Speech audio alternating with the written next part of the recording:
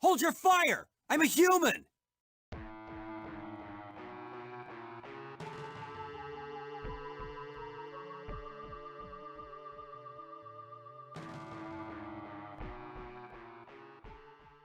Oh my goodness, it's been a minute since my last Repro review. In fact, the only one that I ever really did was Moon Crystal for the Famicom or the NES. And actually, it was a hit. Well, I mean a hit in terms of my channel.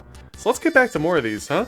Developed by Nihon Soft System and published by KSS, King of Demons, or Majyuuou, I don't really know how to pronounce that, is a gritty horror-themed action platformer that was originally released on the Super Famicom on August 25th of 1995. It never made its way stateside, but thankfully due to translation patches, even though the story is minimal, I managed to secure a Reproduction cartridge a few years back.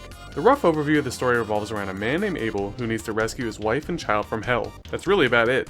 Have fun in hell! Abel is equipped with a gun, a double jump, a roll, and a downward attack to help ward off enemies. Right off the bat you can see that King of Demons is a very gritty and dark game for the Super Famicom, which is probably the reason that it never made its way over to the USA, being that, in general, the SNES is a very family-friendly console.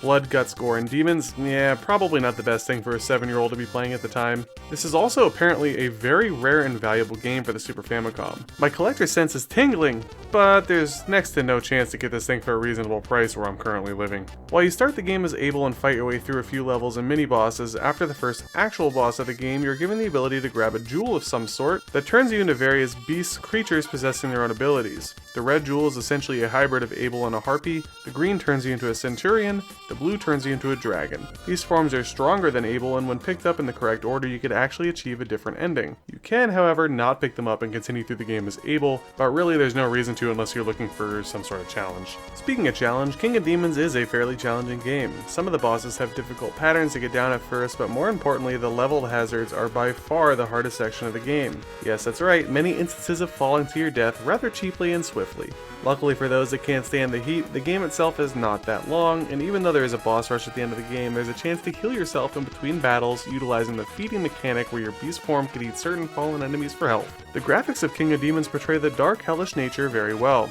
Aesthetically, this is one of the more interesting games on the console. I find overall that King of Demons controls very well, and I can't really blame any of my struggles on the controls themselves. The soundtrack overall is very It's a bit uninspired in my opinion, however, the lava levels? My god, that features one of the greatest Super Nintendo / Super Famicom pieces I've ever heard, and I'm not kidding. Overall, if you're looking for a mature or horror-themed action platformer with quality graphics, gameplay, and mechanics, look no further than King of Demons. I give King of Demons a 7.5 out of 10. Some instances of pitfall annoyance, overall uninspired soundtrack, and the short length are what's against it. Otherwise, give this one a go.